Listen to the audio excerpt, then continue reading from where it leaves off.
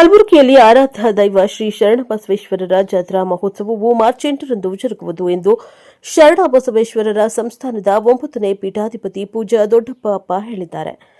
ಕಲಬುರಗಿ ನಗರದ ದಾಸೋಹ ಮಹಾಮನೆಯಲ್ಲಿ ಕರೆದ ಸುದ್ದಿಗೋಷ್ಠಿಯನ್ನು ಉದ್ದೇಶಿಸಿ ಮಾತನಾಡಿದ ಅವರು, 18ನೇ ಶತಮಾನದ ಸಮಾಜ ಸುಧಾರಕ ಮತ್ತು ಸಮಾಜಕ್ಕೆ ತ್ಯಾಗ ಮತ್ತು ನಿಸ್ವಾರ್ಥ ಸೇವೆಯ ಸಾಕಾರ ರೂಪವಾದ ಸಂತ ಶರಣಬಸವೇಶ್ವರರ 204ನೇ ಪುಣ್ಯತಿಥಿಯನ್ನು ಸ್ಮರಿಸುವ ಐತಿಹಾಸಿಕ ಶರಣಬಸವೇಶ್ವರ ಯಾತ್ರೆ ಮತ್ತು ಪ್ರಸಿದ್ಧ ರಥೋತ್ಸವವು ಮಾರ್ಚ್ರಂದು ಕಲಬುರಗಿ ನಗರದ ವಿಶಾಲವಾದ ಶರಣಬಸವೇಶ್ವರ ದೇವಾಲಯ ಸಂಕೀರ್ಣದಲ್ಲಿ ನಡೆಯಲಿದೆ ಎಂದು ಶರಣಬಸವೇಶ್ವರ ಸಂಸ್ಥಾನದ 9ನೇ ಪೀಠಾಧಿಪತಿ ಪೂಜ್ಯ ದೊಡ್ಡಪ್ಪ ಅಪ್ಪ ಹೇಳಿದ್ದಾರೆ. ಬ್ಯೂರೋ ರಿಪೋರ್ಟ್ ಮಲ್ಲಿಕಾರ್ಜುನ್, ಪ್ರಶಾಪ ಟಿವಿ, ಕಲಬುರಗಿ.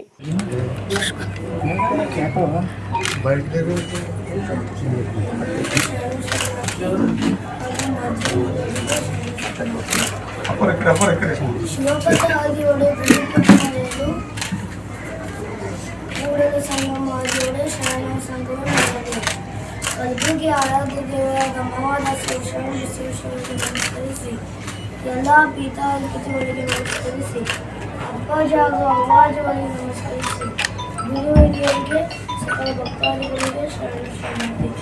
ಅಪ್ಪಾಜಿ ಅಭಿವೃದ್ಧಿ ನಂತರ ಭಾರವಾದ ಮನಸ್ಸಿನಿಂದ 1ನೇ ಜಾತ್ರಾ ಮಹೋತ್ಸವವನ್ನು ಆಚರಿಸುತ್ತಿದ್ದೇವೆ. ಮಾನವನು ಮಹಾದೇವನಾಗುವಂತೆ ಅಪ್ಪಾಜಿ ಕಾಯಕ ನಿಷ್ಠೆಯಿಂದ ಎಲ್ಲರ ಮನಸ್ಸಿನಲ್ಲಿ ಸದಾ ಇರುತ್ತಾರೆ.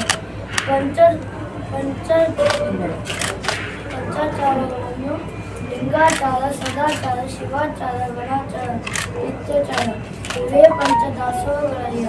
ಪಂಚದಾಸೋಹಿಗಳಾದ ಮಹಾದಾಸೋಹಿ ಶರಣಬಸವೇಶ್ವರ 204ನೇ ಜಾತ್ರಾ ಮಹೋತ್ಸವವನ್ನು 7 ಮತ್ತು 8ರಂದು ಆಚರಿಸುತ್ತಿದ್ದೇವೆ. 7ರಂದು ಉಚ್ಚಾಯಿ, 8ರಂದು ರಥೋತ್ಸವ ಇರುತ್ತದೆ. ಸಕಲ ಭಕ್ತಾದಿಗಳು ರಥೋತ್ಸವದಲ್ಲಿ ಭಾಗಿಯಾಗಿ ಶರಣರ ದಿವ್ಯ ದರ್ಶನವನ್ನು ಪಡೆಯಬೇಕು. ಪ್ರಸಾದ ಭಕ್ತರು ಮತ್ತು ಗಂಗಾ ಸುಜಿಕೆಯ ದಿವ್ಯ ದರ್ಶನವನ್ನು ಪಡೆದು ಧನ್ಯರಾಗಬೇಕು. ತಾಯಿಗೆ ಭಕ್ತಿ ಶ್ರದ್ಧೆ ಮಾಡುವುದು ಕಾಯಕ, ತಾಯಿಗೆ ಭಕ್ತಿ ಶ್ರದ್ಧೆ ನೀಡುವುದು ದಾಸೋಹ, ತಾಯಿಗೆ ಭಕ್ತಿ ಶ್ರದ್ಧೆ ಪಡೆಯುವುದು ಪ್ರಸಾದ. ಪ್ರಸಾದವನ್ನು ಚೆಲ್ಲಬಾರದು. ನಿಮಗೆ ಎಷ್ಟು ಬೇಕೋ ಅಷ್ಟು ಸ್ವೀಕರಿಸಬೇಕು. ಶರಣ ಎಲ್ಲರಿಗೂ ಒಳ್ಳೆಯದು ಮಾಡಲಿ. ಶ್ರೀ ಶರಣಬಸವೇಶ್ವರ ಮಹಾರಾಜ್ ಕಿ ಜೈ. ಚಾನ್ಸಲರ್ನಾದ ಪರಮ ಪೂಜ್ಯ ಮಾತು ಶ್ರೀ ದಾಕ್ಷಿಣಾಚಾರ್ಯರು ಕೂಡ ಪಾದಕ್ಕೆ ವಂದಿಸಿ, ಇವತ್ತಿನ ದಿವಸ ನಮ್ಮ ಶರಣರ ಸಂಸ್ಥಾನದ 9ನೇ ಶರಣರ 204ನೇ ಯಾತ್ರಾ ಮಹೋತ್ಸವ ಅಂಗವಾಗಿ ತಮ್ಮೆಲ್ಲರಿಗೂ ಕರೆದಿದ್ದೀವಿ.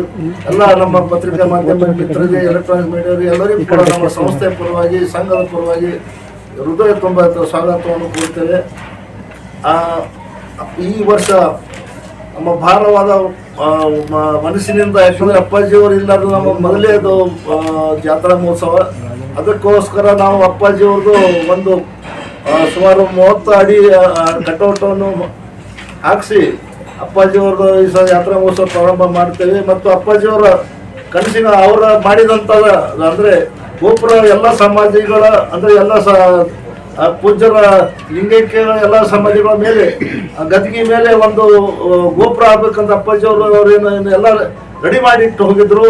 ಎಲ್ಲ ಎಸ್ಟಿಮೇಟು ಮತ್ತು ಇದು ಮತ್ತು ಈ ಮಾರ್ಬಲ್ದೇ ಮಾಡಬೇಕಂತ ಮಾರ್ಬಲ್ ಸುಧಾ ಖರೀದಿ ಮಾಡಿ ಅಪ್ಪಾಜಿಯವರು ಮಾಡಿ ಈಗ ನಾವು ಸ್ಟ್ರಕ್ಚರ್ ಒಂದು ನಾವು ಈ ಸಲ ಹಾಕಿದ್ದೇವೆ. ಮುಂದಿನ ದಿನಗಳಲ್ಲಿ ಮತ್ತೆ ಇದು ಜಾತ್ರೆ ಆದಮೇಲೆ ಮತ್ತು ಅದಕ್ಕೆ ಮಾರ್ಬಲ್ ರೂಪದಲ್ಲಿ ಅಪ್ಪಾಜಿಯವರ ಕನಸಿನಂತೆ ಅಪ್ಪಾಜಿಯವರು ಕನಸಿನ ಮಾಡಿದ ಹಾಗೆ ಮಾಡ್ತೇವೆ ಅಂತ ಈ ಸಂದರ್ಭದಲ್ಲಿ ತಮಗೆ ಹೇಳಲು ಬಯಸ್ತೇವೆ.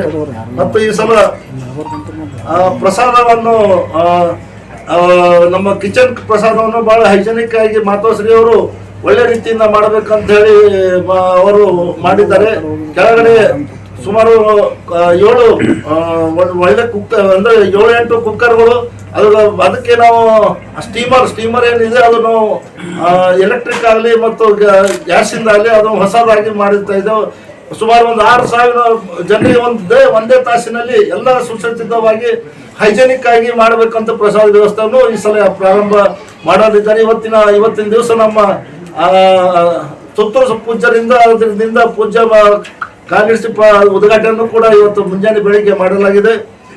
ನಂತರ ಪ್ರಶಸ್ತಿಯನ್ನು ನಮ್ಮ ಈ ಶರಣಬಸವೇಶ್ವರ ಸಂಸ್ಥಾನದಲ್ಲಿ ಈ ಶರಣರ ತೇರು ಏನು ಜರುಗಿಸ್ತೇವೆ ಆ ತೇರಿನ ಕಟ್ಟಿಗೆಯನ್ನು ನಮ್ಮ ಈಶ್ವರ್ ಖಂಡ್ರೆ ಸಾಹೇಬರು ಅಂದರೆ ಸಚಿವರು ಅರಣ್ಯ ಸಚಿವರಾದ ಈಶ್ವರ್ ಖಂಡ್ರೆ ಅವರು ಕುಟುಂಬ ವತಿಯಿಂದ ಅವರು ನಮ್ಮ ದಾಸೋಹವನ್ನು ಅವರೇ ಕಟ್ಟಿಗೆಯನ್ನು ಕೊಟ್ಟಿದ್ದಾರೆ.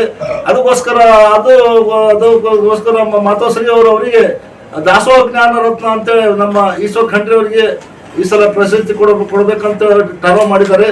ಅದ ನಂತರ ನಾವು ಅವರ ಕುಟುಂಬಕ್ಕೆ ಅವ್ರಿಗೆ ತಂಗಿಯವರಿಗೆ ಅವ್ರ ಮನೆಯವರಿಗೆ ಅವ್ವ ಪ್ರಶಸ್ತಿ ಕೊಡಬೇಕಂತ ಮಾಡಿದ್ದಾರೆ. ಮತ್ತು ಪ್ರತಿ ವರ್ಷ ಅಪ್ಪ ಪ್ರಶಸ್ತಿಯೂ ಕೂಡ ನಮ್ಮ ಮುಗುಳಾವೆ ಪೂಜ್ಯರಿಗೆ ಕೊಡಬೇಕಂತ ಅವರು ಒಂದು ಕಮಿಟಿ ನಿರ್ಣಯ ಮಾಡಲಾಗಿದೆ. ಮತ್ತು